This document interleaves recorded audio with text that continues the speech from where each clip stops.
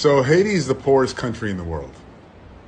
However, you might be very surprised to find out why Haiti is the poorest country in the world. Haiti was one of the richest places on the planet in the 1700s. The population of Haiti was 4-to-1 slave to free Frenchmen. So you basically had about 450,000 slaves there and 120,000, 125,000 free Frenchmen and women. Led by a slave named Toussaint, Haiti successfully overthrew one of the most powerful armies on the planet in 1804 and declared their independence. However, France made a deal with them, with warships at the ready, saying that we will invade you, recapture you, and re-enslave you unless you pay for the lost property. Well, that lost property was the human lives of the Haitians themselves.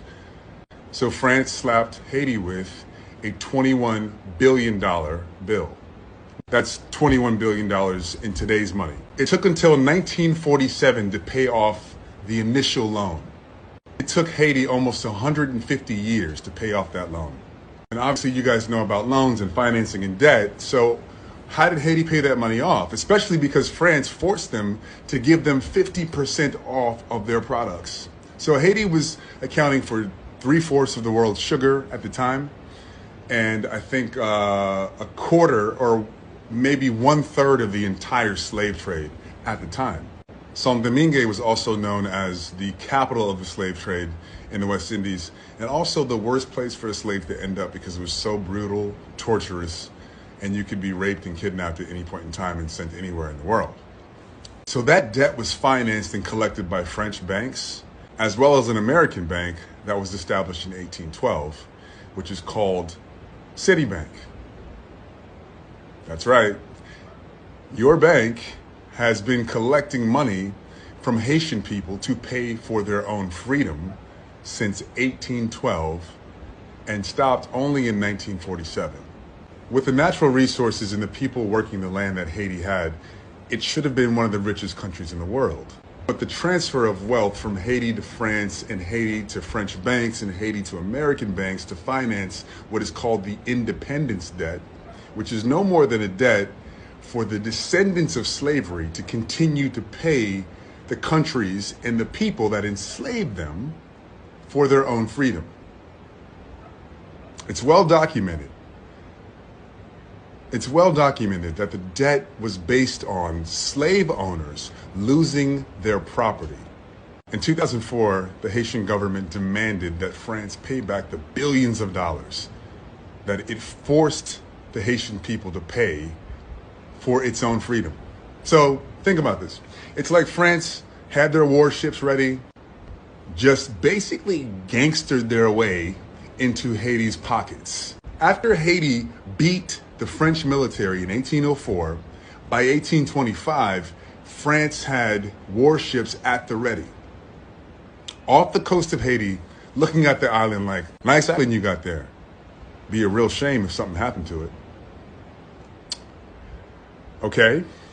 So basically France is like, nice island you got there. Nice freedom you've gained there. Be ashamed if something happened to it. Wow.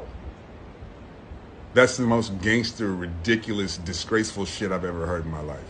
In 2004, the Haitian government demanded that France pay back the billions of dollars it paid to protect its own borders and to be a sovereign nation.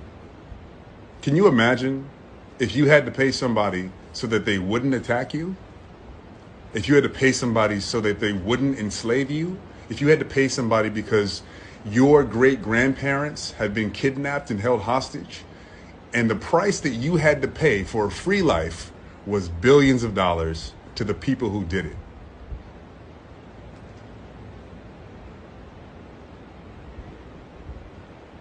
I'm trying to wrap my head around what that would feel like, and I guess you have to ask a Haitian person. Wow, France, really? Really? And after the Haitian government demanded that France pay back the billions of dollars that it unfairly had to pay to France to keep their sovereignty, to keep their freedom, to keep their lives, 11 years later, in 2015, France said, fuck you.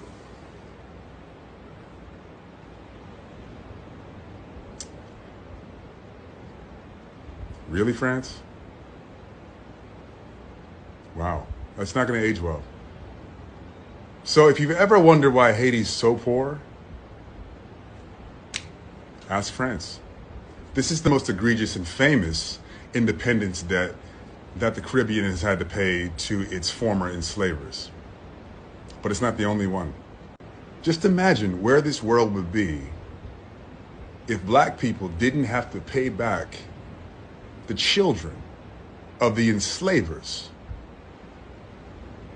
Now, I really want you to think about that for a second. Where would this world be if the descendants of slaves didn't have to pay back the descendants of the slave owners? The descendants of slaves had to pay back a debt to the people who enslaved them and their children and their children and their descendants. Where would we be if that ridiculous shit never happened? Where would Haiti be right now if France gave them back the $21 billion that they gave them for their lives and their freedom? People refer to reparations as if it's not owed, as if it's a controversial stance. However, nobody said shit when Haiti had to pay $21 billion just to keep their lives.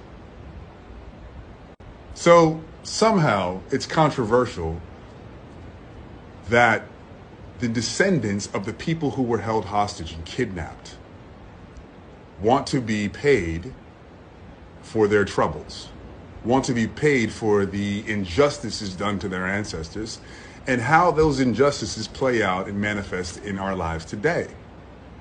There needs to be repair of that. However, that's a controversial issue, but it's not a controversial issue for some reason that the Haitian people and several other islands in the Caribbean had to pay back the slave owners and the slave owners' descendants for loss of property.